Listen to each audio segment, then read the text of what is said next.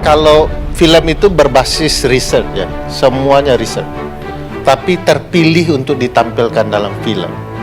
Hanya yang potensial tidak bisa diganggu-gugat saja yang diinput dalam film. Itu sebabnya seluruh data di film itu sampai hari ini, entah besok pagi, tidak ada yang mengkritik dan melaporkan. Siapa yang menuduh fitnah tidak pernah menyebutkan fitnahnya di bagian mana. Yang mengatakan ini segala macam tidak pernah juga bisa mampu menuduh film ini. Film itu tidak diperuntukkan untuk mendegradasi suara orang. Kalau enggak kami buat jauh-jauh hari dan muncul jauh-jauh hari. Film ini mau mendidik politik kepemiluan kita untuk bicara dua hal. Satu, bahwa kecurangan terjadi dan terjadi dalam satu putaran dan 50% terbukti. Data film itu mengatakan sampai hari ini. Kedua, siapa pelaku kecurangannya. Dan kami langsung tunjuk hidung, aktor terbesar dalam kecurangan pemilu adalah Presiden Republik Indonesia, Presiden Joko Widodo.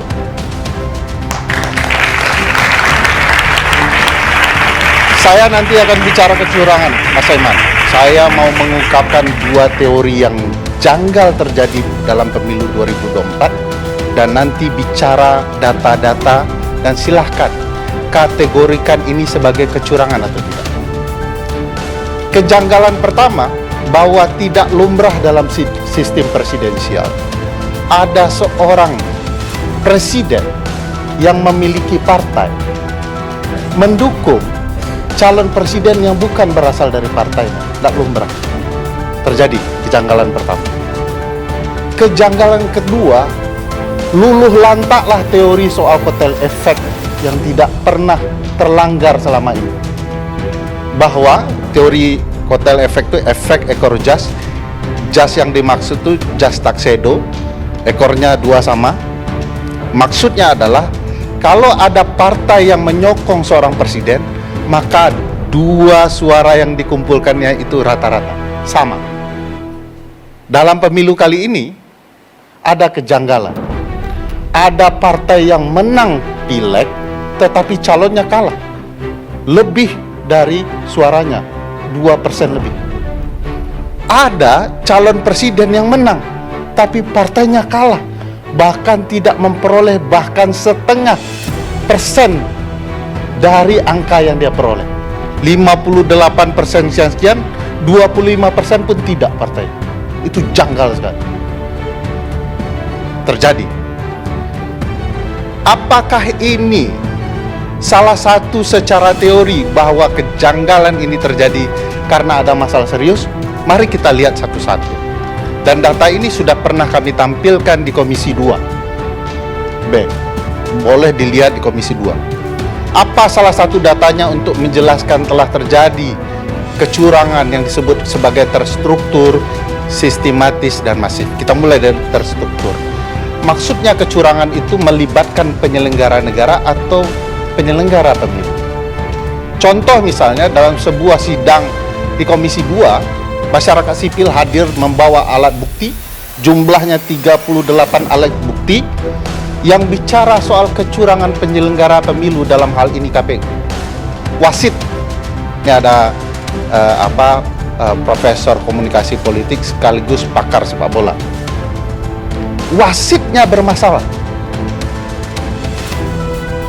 Apa datanya?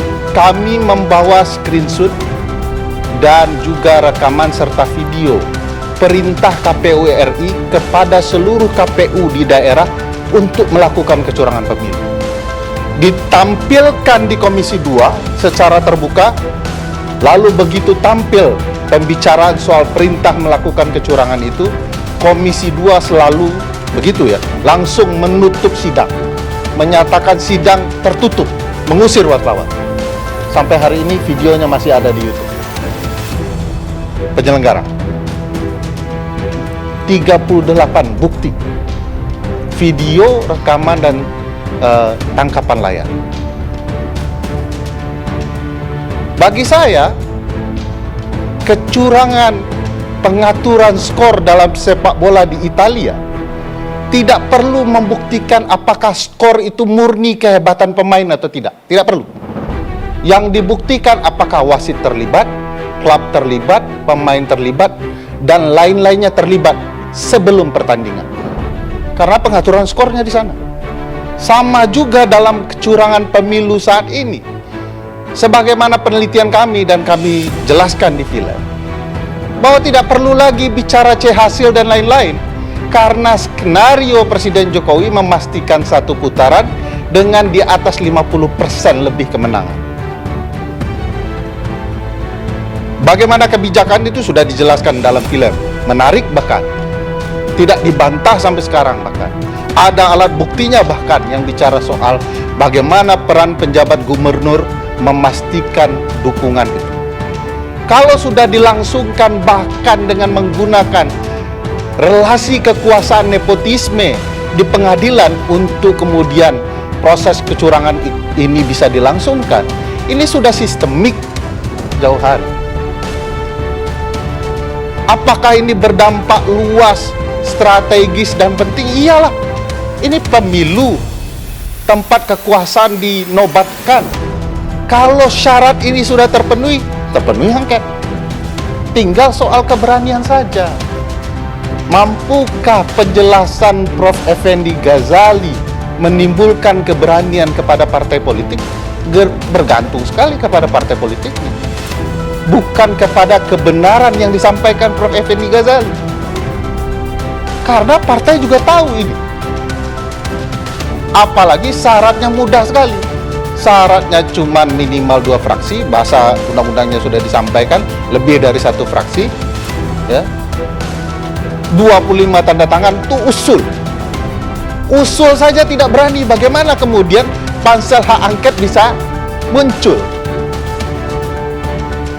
Bagi saya, kalau ini jalan, saya yakin Prof. Effendi dan teman-teman pemantau pemilu, termasuk lembaga saya, kami akan saksikan kepada publik via hak angket apa saja yang sedang terjadi selama penyelenggaraan pemilu kita. Jadi tujuannya itu bukan untuk mengubah hasil, karena tidak akan Tunggu, belum hasil. sampai ke sana. Belum sampai. Karena berdasarkan pasal 20A Undang-Undang Dasar, pasal 79, 199, dari Undang-Undang MD 3, ini tidak soal KPU. Ini soal keterlibatan sekali lagi Presiden. Kalau kemudian terkuak kecurangan dalam forum penting bernama hak angket itu, yang bukan tidak mungkin kita mengetahui kenapa pemilu kita dilangsungkan sangat buruk, ya soal hasil bisa menyertai bukti-bukti ini di Mahkamah Konstitusi. Saya mau mengatakan, tadi Prof.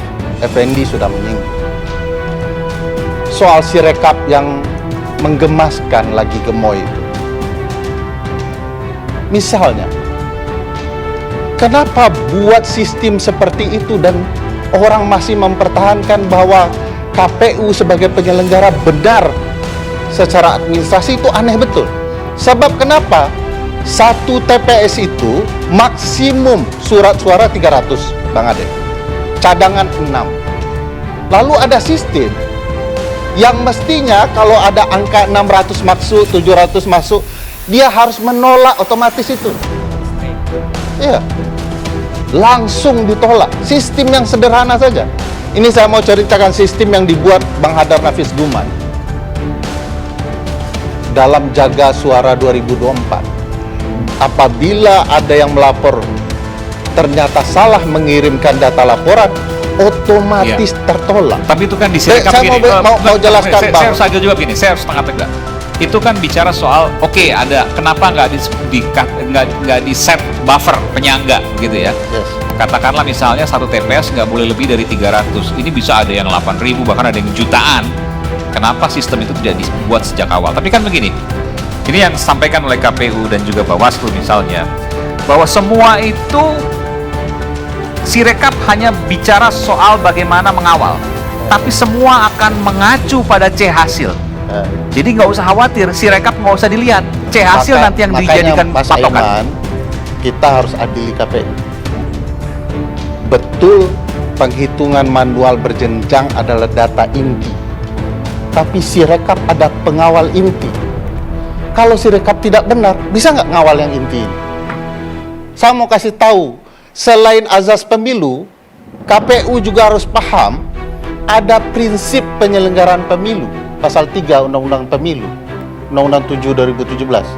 Salah satu prinsipnya soal profesionalitas. Saya tanya ke Mas Aiman, Sirekap ini profesional nggak begini? Melanggar prinsip nggak? Banyak masalah bahkan diakui dan sempat dihentikan. Iya, diakuinya sekarang, tidak diuji coba sebelumnya secara terbuka. Saya mau katakan, apa alasan KPU menunda penghitungan manual berjenjang di daerah? Bukankah harus terbuka? Prinsip penyelenggaraan soal terbuka. Kalau prinsip dan azas dilanggar, apa namanya pemilu kita? Tapi saya bingung gini. Kalau seandainya C hasilnya itu bisa kita akses kan, kita bisa cek sama-sama. Lalu ini kemudian juga menjadi alibi atau alasan gitu ya. Lalu di mana kekhawatirannya? Karena setiap C hasil bisa kita klik dan keluar hasilnya. Ya, nggak ada soal yang keluar itu. Makanya saya bilang C hasil tidak penting lagi kalau proses bermasalah. Mas Aiman hebat seperti babe dalam bacaan sholatnya luar biasa panjang-panjang. Tapi kalau tidak wudhu, saya nggak nilai itu kualitas bacaannya. Wudhunya salah, Batal. ngaku-ngaku sholat.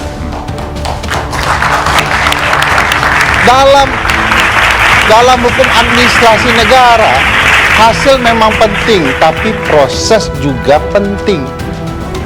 Jadi aneh kalau orang mengatakan proses itu harus diabaikan. Sudahlah, ngaku kalahlah wir. Bukan itu soalnya. Soal besarnya banyak suara orang tidak pasti. Padahal prinsipnya ini bicara berkepastian hukum. Jadi bagi saya, Mas Aiman, data kami akan menjelaskan tiap tahapan peran presiden berjenjang itu. Apa struktur berjenjangnya presiden dalam kecurangan? Presiden sudah menyatakan cawe-cawe dan bahkan menggunakan data intelijen, ya. Kalau pakai kasus Dan itu harus dibuktikan, tidak bisa kalau disampaikan saja. nggak perlu dibuktikan, pelaku mengaku. Oh iya, tapi apakah digunakan untuk pemilu atau tidak kan itu harus dibuktikan. Kita tidak bisa menuding begitu saja.